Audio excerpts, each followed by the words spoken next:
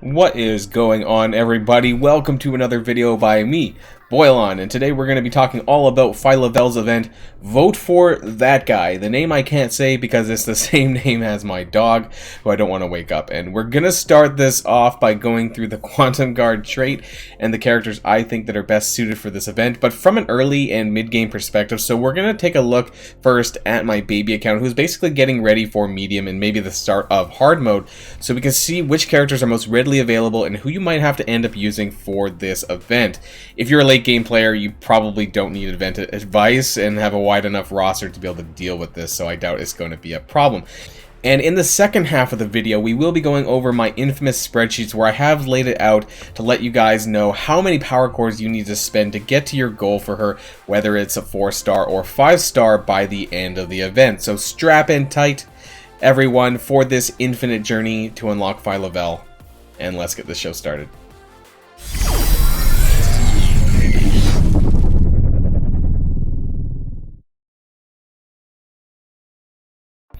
Alright, so here we are on my Boylon89 level 55 account, actually. And so we can kind of take a look at who is available in the Quantum Guard trait. Now, first off, you can see at the top of the list is Kestrel, so thank you. If you guys were around last patch, which I assume most of you were, then you will have Kestrel to some degree or another, because she is literally the best character in the game. So that gives you the #1 slot for your Quantum Guard for your event, so she's going to be on mine. And looking at what else I have, Yo-Yo, she is now recently farmable in the raise store, so she is probably going to be my #2 here. After that, it actually gets a bit more difficult, at least for me. So Polaris is probably going to be on this list because I still use her, or I do use her rather. But how far I'll be able to get, we'll find out. Mordo probably also is going to be on the list for me. But as you can see, some of the rest of the characters who I don't really have unlocked yet, there's Kitty Pryde, Bishops, the Astonishing X-Men. Again, if you're a late game player, you probably don't need my advice here. You're going to have most of these characters, and it's not going to be a problem. But in terms of the other characters, Shatterstar, I heard he's going to be in the Arena Orb, but that really doesn't help players like my account, or my lower account, and other early and mid-game players. So what else is available after that? Colleen Wing, only if you happen to have unlocked her. You know, I don't know. Maybe she's okay. Captain Marvel, that's another good choice here. I'll probably have to level her up. I actually don't have a ton of Quantum Guard on my baby account, so that's kind of interesting. So for sure, it's going to be like Kestrel, Yo-Yo, Mordo, Polaris, and then, I don't know. Maybe I'm going to take Captain Marvel, level her up a bit more. I'm not sure. Scarlet Witch isn't really worth investing in too much, so there isn't a lot of characters here that I really want to put a lot of resources into. But going on the ones I don't have unlocked, or that are still sitting unlocked rather, there's Scientist Supreme, Rocket. You know, Rocket, is Groot on there? No, he's not. Obviously Phyla-Vell. So if you do unlock Phyla-Vell through her own event, I would just do that probably, because she'll still probably be decent enough standalone. But other characters you're probably not going to have access to, especially if you're like under level 65, level 70, and not a lot of these are really that great standalone. So it's actually a bit of a struggle. You know, there's Crystal. She's probably one of the better ones on this list that I don't have unlocked. Other than that, Phyla-Vell, and the list is not huge. So I'll probably go Captain Marvel, because she is a good standalone character here. So I'll probably go with Kestrel, Yo-Yo, Mordo, Polaris, and Captain Marvel. I think that's probably what I'm going to do. I don't have any other characters that are coming up around the corner that I really want to put resources into. But alternatively, if you are going for that Black Bolt unlock still... Wait, she's in humans. Okay, I meant Ebony Maw unlock, then you could use Crystal. Don't know why I mind blanked there. Sorry, guys. But yeah, not a great selection of traded characters here. So yeah, let me know in the comments down below what you guys are going to be using and how far you are. Of course, you know, if you're level 80, you're not going to need my advice. You'll probably have a handful of these leveled up already. Alternatively, if you are going to be leveling up Heroes for Hire for Alliance War defense, then maybe Colleen Wing might be a option for you there. But otherwise, not a great choice for once. But at least Kestrel is on the list. At least Yo-Yo is on the list, so might be able to carry the level with these characters, because we know that Kestrel is super overpowered. So just wanted to go through that really quick. Again, let me know what you guys think down below. We're going to be jumping on over to the spreadsheets, which is the main important part of this video. So let's go on over there. Alright, everyone, so back by popular demand, here we are for the Vote for Loki event. This is the Phyla-Vell event campaign where you will be collecting shards for Phyla-Vell. So let's get started here. Of course, every campaign event has free shards from hard mode. So everything that you're going to see here is going to be with hard mode in mind, even though when I was looking at the Quantum Guard characters, that was talking about, you know, for kind of early and mid-game players, but otherwise here the calculations are primarily for people in the doing the hard mode, and this is how you're going to maximize the shards that you need for this event. So let's get started here. Every level, every campaign event that have the same amount of shards that they have available for free. Now this is a total of 27. That's 2, 2, and 5, 2, 2, and 5, 2, 2, and 5 every level in the campaign. So you're going to get a total of 27 for free, which is nice because, you know, she is a 45 shard unlock, and a lot of the campaign event characters are 45 shards, so this is helpful here. Now, of course, we do have 2,000 fragments per orb. This is going to be important as we go down the line, and so the total amount of available fragments per day in hard mode is as follows. So if you do spend a total of 900 energy, which is what it costs basically to clear all of hard mode, you're going to get 5,400 fragments, or roughly 2.7 orbs for clearing this. Now, I'm going to have different scenarios this time around. I'm going to have some sort of extreme scenarios where you're coring into the 100s, and this actually does end up going into the medium difficulty, which I don't have in a table format here, but I have actually calculated it and I've counted it up, and as far as I'm aware, it's pretty accurate. But that's what we'll get to once we get to the scenarios. Now, in terms of energy generation that you're going to be able to do, this is going to be for most of the average players. You're probably... If you're going into the 100 coring, you are someone who has a lot of cores, someone like myself actually, or you've been saving up for these campaign events specifically. But for everyone else, these are the sources of your energy. You get 288 free to play. That's just your basic sort of energy that comes back every minute or whatever, you know. It's 12 energy per 24 hours, or per hour. Times 24 gets you 288. You get your 3 refreshes, your 380 refreshes, and that gets you 240. And you do get 400 energy from your 50 refreshes for cores. Now, I do want to, you know, people have asked me this before. You only get actually 100 energy for refreshing campaign event energy. It's not 120 like you do for regular campaign energy. So you only get 100 this time around. But if you calculate it all up, you do get 928. So as you can see, that basically gets you through all of hard mode and a little bit, like 1 or 2 levels into medium. So I do calculate that as well. So let's get started over here. We're going to move over onto the spreadsheet up here, onto the first scenario. This is what I call the best case scenario. This is if you're doing all 4 of your 50 core refreshes, and the events are going to be for 15 days. They haven't changed that in some time. It's very typically going to be 15 days again event for this as well, but let's get started. So that 928 energy is assuming you're doing all your refreshes, you're logging in when you need to collect that 80 free energy 3 times a day. You're going to be getting a grand total of 5560 fragments. This is all of hard mode plus 2 attempts of the medium 1-9 node. I don't know why I said node. That gives you a total orbs of 2.78 daily.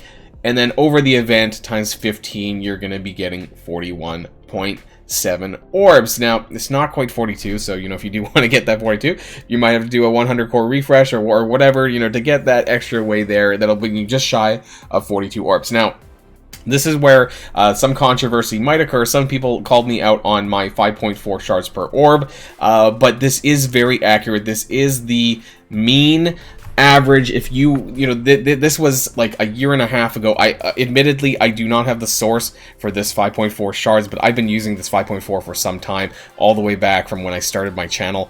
So if I went back all the way to my first video that did this, I might have that source, but I haven't done that yet. But, you know, if you talk to anyone on Reddit, you know, they will agree that 5.4 is typically the average that you're going to get. Well, what does this mean? This means that you're not going to get 5.4 shards always. You could get less, you could get more. So if you have a particular goal in mind, and this is really important, guys, make sure that you go further ahead than what you're expecting. So if you're trying to get that 5-star free to play, which is entirely possible with cores, you're going to have to overshoot it if you really want to, because these are the averages. It says right here 252 shards, so that's 41.7 times 5.4. But what that means is you could get like 220, you could get 290, you know. This is a range. This is just an average of what you're going to get in the middle on all the people who have done this. You know, this is typically what you might get. So this is for sure a 4-star free to play, but it's shy of a 5-star. It's about 60 shards, 58 to be exact, away from a 5-star Phyla-Vell. Now, what you would need to do, you will need to core into the 100s like I do further down below. I do have scenarios for that, but I just want to be very clear here that this is an average. So if you are looking to get a specific shard total, whether it's 180 or 310, then you are going to need to get there. Now, this does include the 27 free that you get from the campaign, so it's actually not 252 from the orbs. It's more like 225 from the orbs here. So again, that is still more than 4-star though in the totality of the shards. I just wanted to make that clear from the outset. So scenario 2, this is the middle ground. This is what I call 250 core refreshes. This is probably you know, people who are doing okay in arena, but you know, don't have a ton of cores saved away, or they don't have just that available to them. And so again, you're getting 200 less energy, so that's 728, bringing the total fragments to 4580, and then your total orbs daily to 2.29. Now this is different from the 2.78 from above in the best case scenario, or what I call the 450 core refreshes scenario. That brings you to 34.35. That's a weird number. Let's drag that down. 34.4 orbs over the course of the event. Now if you notice from above, that's actually almost about a 7 orbs difference just for 100 cores daily. So that's a fair bit actually. So that drags your total down to 212 instead of 252. So that does get you the 4-star free to play. So if this is the goal that you have in mind, of course, like I said, if this is your goal, you might want to overshoot it a little bit, because 212 is just the average. You could get maybe 180, you could get 240 or 250. It really depends on your luck, because it's just been wild. You know, there have been times where, I think it was the White Tiger event, I did all of my 50 core refreshes and I just barely got 4-star. I think I picked up about 200 shards or so. So that can tell you that even when spending all 50 of your core refreshes, this can vary. You know, I've known people that have gotten 5-star free to play who have only use the 50 core refreshes. So that's entirely possible. You could get 200 shards, you could get 300, you could get more than that. You know, it really depends on your luck at the end of the day, but this is just an average. So I want to be clear about that one. So scenario 3, this is the worst case. Now this is if you do no coring, you're just doing your energy spending. This is how much you're doing a day. That's 528 energy. You're going to be getting this many fragments, 3480, 1.74 orbs daily, total orbs over the event 26.1. Now this is quite a dramatic decrease over like the 50 core refreshes of the top scenario 1, 41.7 versus 26.1. Now the estimated shards for this is 168. Now that's not quite 4-star. However, it's not impossible. If your luck is really good, then you could still get that 4-star, but it's less likely, and realistically, this is just the average, and so if your goal is 4-star, you're going to want to core that in order to get there. But it is possible. It's still possible. You'll definitely get 3-star for sure, but 4-star, maybe not, unless you have good RNG. Now, I have 2 more scenarios. This is scenario 4 and scenario 5. This is for lots of cores, and I want to zoom into this a little bit. Okay, that messed up my table apparently. Let's scroll that back over. So scenario 4, this is all of your 50 core refreshes and 2 of your 100 core refreshes. So that's a grand total of 400 daily. Keep in mind, over the course of 15 days, that brings you to 6,000 power cores. So that is a fair bit, but of course, if you are picking them up throughout the day, while you're throughout the week is what I meant to say, from your arena payouts, then maybe you can save and kind of plan ahead for this. So the total energy spent for this brings you up to 1128. This brings you up to fragments of 6640. Now this is all of hard mode plus the top 3 medium levels completely cleared out, and I think maybe 1 or 2 attempts of 1.6 I think it is, and your total orbs daily is brought up to 3.32, which means the total orbs over the event is just about 50. You know, at that point I would just probably core an extra 1 or 2 times just to get that 50th orb. So that brings you an estimated shards of 296. Now that is very, very close to 310, but like I said, that's an average. That could mean 260, that could mean 340. You know, there could be, usually I would say there's an up or down range of 30 shards or so, 30 to 35 shards, because like I said, when I talked about the 50 core refreshes, there have been times where I've just kind of barely scraped through on 4-star, you know, with like 15 out of 130, so it really depends on your RNG at the end of the day. Now, Scenario 5, this is super extreme, guys, but I did want to include this anyways because some people asked me to do this. This is what I call lots of cores, lots more cores. This is all of your 50s and 4 100 core dailies. This is 600 cores daily. So that brings your grand total of spending to 9,000 power cores instead of 6,000, which is Scenario 4. So that's an uptick of 3,000 power cores, but let's see it anyways. So energy spend 1328. Again, all of your free-to-play energy plus 8 core refreshes every single day. Fragments gained 7640. This is a 1,000 or half an orb increase over Scenario 4.